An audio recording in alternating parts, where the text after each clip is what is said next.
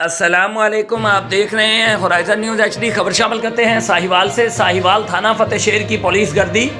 तफसीलात के मुताबिक बिलाल कॉलोनी की रहायशी तंदूर वाली के घर रात 3 बजे चादर और चार दीवारी का तकद्दुस पमाल करते हुए घर की औरतों पर बेईमाना तशद्दुद, नकदी रकम और घर का सामान, जेवर, कंप्यूटर, AC, माइक्रोवेव ओवन, इस्त्री, मोबाइल वगैरह लेकर फरार। मजीद तफसील जानते हैं हमारी इस रिपोर्ट में। आके मेरे नाल बदकलामी की है, मेरी चंड मारी है, मेरा बिजनेस तकरीबन वर्दियां जी 10 किलो वर्दियां जी थी। 6 उन्होंने नाल ना प्राइवेट लोग सी जिहड़े मोटरसाइकिलों से आए, 3 जने 6 जने वो सी। मैं SHO अपनी गड्डी च आया जाती च ते फतेहशहरों आए ने। एक फतेहशहर डाला से एक अपनी गड्डी सी जाती करोला, जिहदे 2 मुलाजम सी, तीसरा वो आप सी। आए ने साडे घर आंदे उन्होंने तोड़ फोड़ शुरू करती है। असीं पुछया कि तुहानूं वजह दसो, वो कहते बात तुहानूं दसदे आ। मुड़ के 10 दिन पुछते रहे हैं, कोई सानूं दस्सिया असीं यतीम बच्चे हैं। मेरे 2 भैणां सी, दोने असीं यतीम मस्कीन है। यह बच्चा मेरी मरी भैन का बच्चा है। इन्होंने चक्या लै गए ने, चुक के जाके मेरे बच्चे जुए का केस पाता है।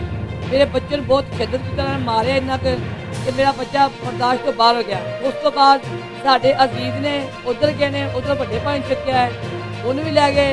फिर सब पुलिस वालियां ने मेरे घर की जो इलैक्ट्रॉनिक पेटियां खोल के चुकी है, मेरे दराज तोड़े ने, जेवर कड्डे, पैसा कड्ढिया। मेरी कमेटी पे थी, मेरी 30 साल की मेहनत की कराई सारी SHO लैके चला गया थाना फतेहशहर वाला। उसका नाम जी राना और एजाज असलम। एजाज असलम साहब आए ने, वो सारी रकम से पैसा अपनी पुलिस से हमला आए ने।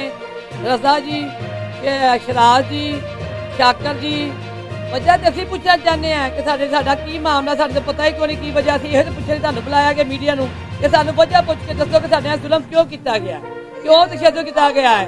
सानूं इंसाफ वास्ते तुहानूं बुलाया कि सानूं इंसाफ चाहिए है। तो SHO बुलाओ, मस्जिद बिठाओ, मस्जिद कुरान रखना ते रख के दस्सिया कि साडे कोल इलैक्ट्रॉनिक जेवर पैसा नहीं लैके गए, ते साडे कोल सब कुछ लै गए ने। साडी सारी जमा पूंजी लै गए ने। साडा कुछ अहले मुहल्ला मेरा सारा मेरे नाल खड़ा है। मैनू इंसाफ चाहिए, मेरा मुहल्ला पूरा मेरे नाल है। ना मेरा इंसाफ है, मैं एहतजाज करांगी।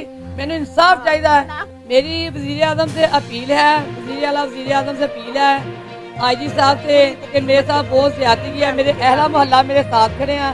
अगर असीं इहो जिहे हुंदे मुहल्ला मेरे नाल ना हुंदा, सारा मुहल्ला नाल खलोता है। अगर मैनू इंसाफ ना, मेरा मुहल्ला मेरा रोड से निकलिया गया, मैं रोड ब्लॉक कर,